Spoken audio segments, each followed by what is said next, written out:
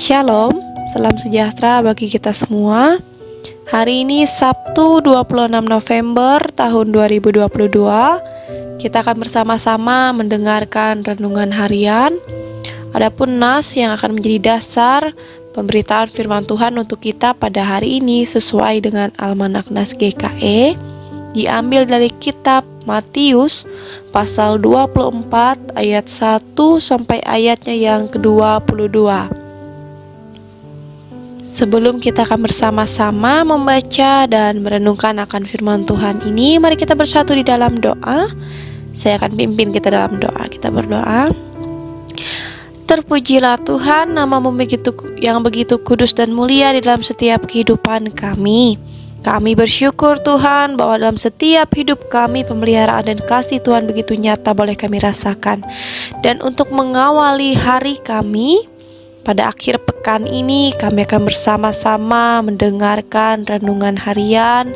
Kami juga akan baca sebagian dari firman Tuhan yang diperhadapkan bagi kami pada hari ini.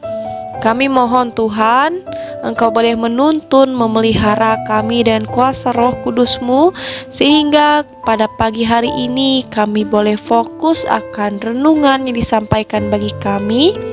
Dan juga renungan ini boleh bertumbuh berbuah dalam hati dan pikiran kami, serta dengan pertolongan Tuhan pula kami boleh menjadi pelaku firman Tuhan di dalam setiap kehidupan kami, sehingga kami bukan hanya sebagai pendengar, tapi kami boleh mewujud nyatakan firman Tuhan ini melalui setiap tindakan kami dalam hidup kami hari lepas hari. Tuhan juga boleh memberkati hamba yang akan menyampaikan firman ini, sehingga apapun yang keluar dari bibir mulut hamba-Mu ini semua boleh memperkatakan setiap perkataannya sesuai dengan kehendak Tuhan. Di dalam Kristus Yesus Tuhan Juru Selamat kami berdoa dan bersyukur. Amin. Matius pasal 24 ayatnya yang pertama sampai ayat yang ke-22 di bawah 3 judul. Judul yang pertama, Bait Allah akan diruntuhkan. Kemudian judul yang kedua, permulaan penderitaan. Dan judul yang ketiga, siksaan yang berat dan Mesias palsu. Demikian firman Tuhan saya akan bacakan bagi kita. Sesudah itu Yesus keluar dari bait Allah lalu pergi. Maka datanglah murid-muridnya dan menunjuk kepada bangunan-bangunan bait Allah. Ia berkata kepada mereka, "Kamu melihat semuanya itu?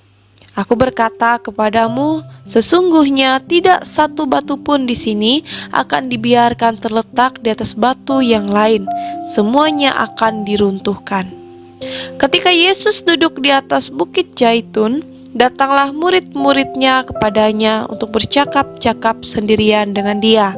Kata mereka, "Katakanlah kepada kami, bila manakah itu akan terjadi, dan apakah tanda kedatanganmu dan tanda kesudahan dunia?" Jawab Yesus kepada mereka, "Waspadalah supaya jangan ada orang yang menyesatkan kamu, sebab banyak orang akan datang dengan memakai namaku dan berkata, 'Akulah Mesias,' dan mereka akan menyesatkan banyak orang. Kamu akan mendengar deru perang atau kabar-kabar tentang perang. Namun berawas-awaslah, jangan kamu gelisah, sebab semuanya itu harus terjadi, tetapi itu belum kesudahannya. Sebab bangsa akan bangkit melawan bangsa, dan kerajaan melawan kerajaan. Akan ada kelaparan dan gempa bumi di berbagai tempat. Akan tetapi semuanya itu barulah permulaan penderitaan menjelang zaman baru. Pada waktu itu kamu akan diserahkan supaya disiksa, dan kamu akan dibunuh dan akan dibenci semua bangsa oleh karena namaku. Dan banyak orang akan murtad, dan mereka akan saling menyerahkan dan saling membenci. Banyak nabi palsu akan muncul dan menyesatkan banyak orang. Dan karena makin bertambahnya kedurhakaan, maka kasih kebanyakan orang akan menjadi dingin. Tetapi orang yang bertahan sampai pada kesudahannya akan selamat. Dan Injil kerajaan ini akan diberitakan di seluruh dunia menjadi kesaksian bagi semua bangsa. Sesudah itu barulah tiba kesudahannya. Jadi apabila kamu melihat pembinasa, keji berdiri di tempat kudus, menurut firman yang disampaikan oleh Nabi Daniel. Para pembaca hendaklah memperhatikannya. Maka orang-orang yang di Yudea haruslah melarikan diri ke pegunungan. Orang yang sedang di peranginan di atas rumah, janganlah ia turun untuk mengambil barang-barang dari rumahnya. Dan orang yang sedang di ladang, janganlah ia kembali untuk mengambil pakaiannya. Celakalah ibu-ibu yang sedang hamil atau yang menyusukan bayi pada masa itu. Berdoalah supaya waktu kamu melarikan diri itu jangan jatuh pada musim dingin dan jangan pada hari Sabat. Sebab pada masa itu akan terjadi siksaan yang dahsyat seperti yang belum pernah terjadi sejak awal dunia sampai sekarang, dan yang tidak akan terjadi lagi. Dan sekiranya waktunya tidak dipersingkat, maka dari segala yang hidup tidak akan ada yang selamat. Akan tetapi oleh karena orang-orang pilihan, waktu itu akan dipersingkat. Amin. Untuk pembacaan firman Tuhan. Jemaat Tuhan yang terkasih, Bait Allah di Yerusalem merupakan bangunan yang paling besar dan sangat megah. Nah, bait suci pertama itu dibangun oleh Salomo. Kemudian karena bangsa Israel diserang oleh orang Babel, maka bait Allah itu dihancurkan. Setelah orang Israel ini kembali dari pembuangan di Babel, bait suci kembali dibangun, namun dengan sangat sederhana dibangun oleh mereka. Nah, kemudian pada masa kepemimpinan Herodes Agung, bait Allah itu kembali dibangun dengan di lahan yang sama, tapi dengan bangunan yang semakin besar dan juga megah, serta bangunan itu tampak sangat indah sekali. Nah, bangunan itu juga dihiasi oleh batu dan logam mulia, serta menggunakan bahan-bahan terbaik yang dipersiapkan, sehingga bait Allah itu terbangun dengan sangat megah, kokoh, dan juga sangat indah. Nah, kemudian keberadaan bait Allah ini sendiri merupakan simbol kehadiran Allah bagi orang-orang Yahudi yang datang dari segala penjuru, dan mereka akan bersama-sama berkumpul di Yerusalem dan pergi ke bait Allah ini. Daya tarik dan pesona dari bait Allah ini malah lebih unggul daripada istana raja pada saat itu, karena bait Allah merupakan pusat peribadahan dan keagamaan bangsa Yahudi. Tidak ada seorang pun yang berani berpikir bahkan sampai mengatakan tentang kehancuran bait Allah ini, karena kerajaan pada saat itu pun yang ada di bumi tidak dapat mengalahkan tegaknya bangunan bait Allah yang dibangun oleh bangsa Israel pada masa Herodes Agung. Namun ternyata bait Allah yang dibangun dengan sangat megah ini tadi ternyata runtuh karena peperangan antara raja-raja di sekitar Israel. Runtuhnya bait Allah ini juga sekaligus menjadi keruntuhan identitas bangsa Israel itu sendiri. Ternyata apa yang dikatakan oleh Yesus itu sungguh terjadi. Kehancuran yang orang Israel alami di tahun 70 itu menggenapi nubuat, tetapi nubuat itu juga mencakup juga hal-hal yang akan terjadi di akhir zaman kelak. Nah, jemaat Tuhan yang terkasih, beranjak dari bait suci itu dikatakan oleh Yesus bahwa akan ada tanda dan penderitaan menjelang zaman baru. Seperti yang tertulis dalam nas pada hari ini, bahwa zaman baru itu akan diawali dengan tanda runtuhnya bait suci. Tuhan Yesus menubuatkan bahwa akan adanya penyesatan atas nama Mesias. Banyak orang yang akan mengaku-ngaku dirinya sebagai Mesias. Kemudian akan ada kabar tentang peperangan, adanya wabah kelaparan, pengikut Kristus akan dibunuh, banyak orang akan menjadi murtad dan juga saling membenci. Dan juga dikatakan oleh Tuhan Yesus dalam nubuatnya bahwa akan munculnya nabi palsu dan banyak orang yang akan memiliki kasih yang dingin. Nah, ibu bapak dan saudara yang terkasih, kehancuran bait suci itu merupakan gambaran dalam sejarah akan kedahsyatannya akhir zaman. Tuhan Yesus ingin mempersiapkan pengikut-pengikutnya untuk menghadapi masa-masa yang sangat sulit ini. Bahkan diceritakan di dalam Alkitab, sesudah kebangkitan dan kenaikan Tuhan Yesus ke surga, para pemimpin Yahudi mulai menganiaya pengikut-pengikut Yesus. Bahkan juga orang-orang Kristen pada masa itu, ada yang difitnah, ada yang dibunuh. Bahkan selama berabad-abad, orang Kristen pada masa itu mengalami siksaan. Cuma Tuhan yang terkasih dalam Tuhan kita Yesus Kristus, bahkan dunia sekarang pun terus-menerus mengalami banyak hal yang menakutkan. Baik itu ketegangan politik yang semakin meningkat, ekonomi dunia tidak stabil, terjadinya krisis kebudayaan, adanya gesekan sosial yang semakin menajam, bencana alam di berbagai tempat, bahkan krisis etika dan juga sopan santun antar manusia, dan masih banyak hal lain lagi yang sedang kita alami di dalam dunia saat ini. Namun di Bapak dan Saudara yang terkasih, seberat apapun yang saat ini sedang terjadi bagi kehidupan kita dalam dunia, dikatakan bahwa itu barulah tanda-tanda awalnya saja. Tuhan Yesus ingin kita terus waspada. Nah, itu sebabnya Tuhan Yesus memberikan peringatan ini kepada kita melalui nas pemberitaan firman Tuhan ini. Cuma Tuhan yang terkasih, kita dituntut untuk senantiasa bertekun dalam iman kita sebagai orang Kristen. Setia dalam iman meskipun menghadapi setiap krisis kehidupan.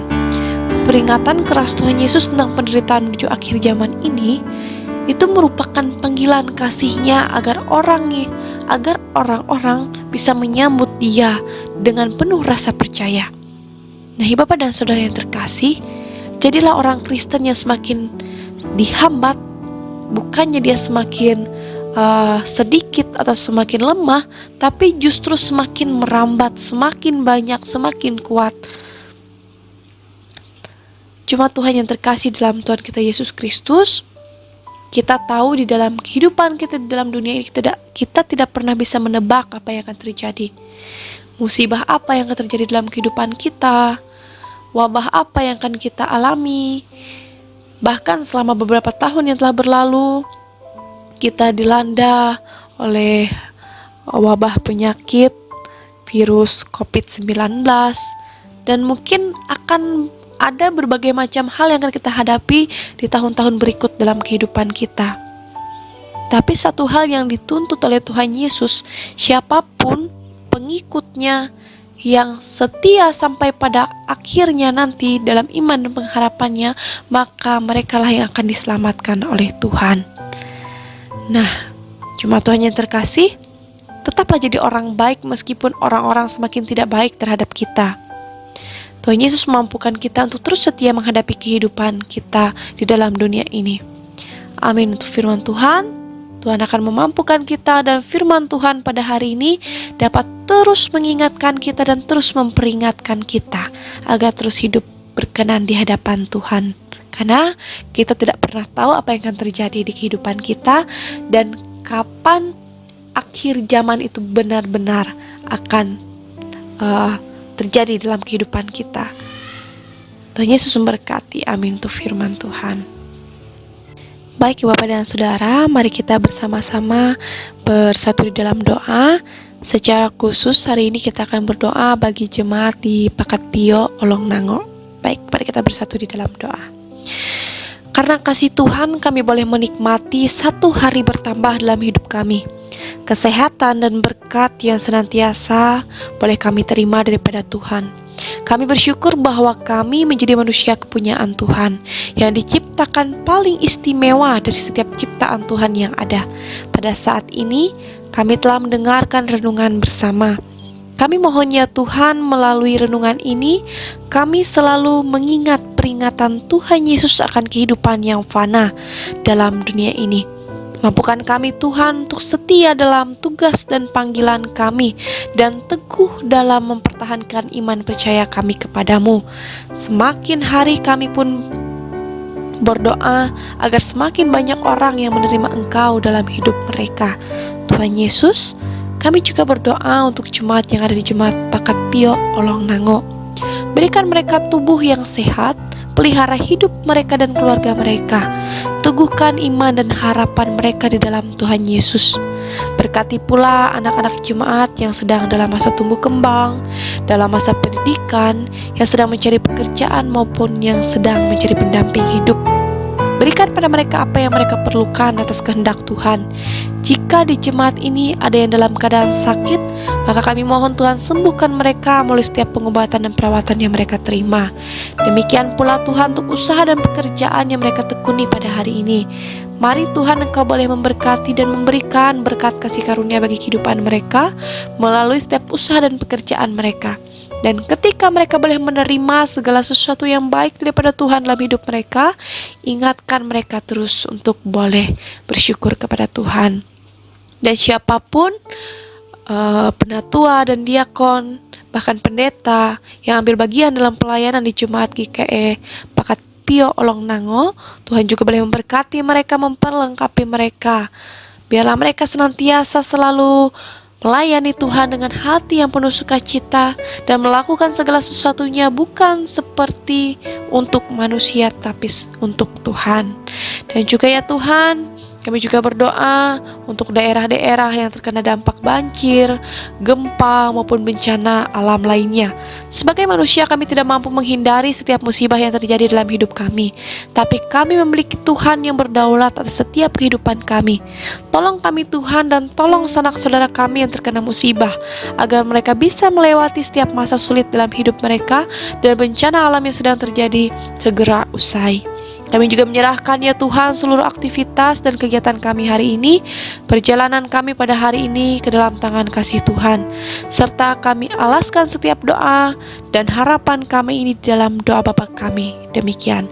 Bapa kami yang ada di sorga, dikuduskanlah namamu, datanglah kerajaanmu, jadilah kehendak-mu di bumi seperti di sorga. Berikanlah kami pada hari ini makanan kami yang secukupnya, dan ampunilah kami akan kesalahan kami, seperti kami juga mengampuni orang yang bersalah kepada kami. Dan janganlah bawa kami ke dalam pencobaan, tapi lepaskanlah kami daripada yang jahat. Karena Engkau yang punya kerajaan, kuasa, dan kemuliaan sampai selama-lamanya. Amin. Baik Bapak dan Saudara yang terkasih, terima kasih sudah mendengarkan renungan harian pada hari ini. Semoga Tuhan selalu memberkati dan menyertai kita. Shalom, selamat pagi, dan selamat beraktivitas. Tetap semangat, Tuhan memberkati.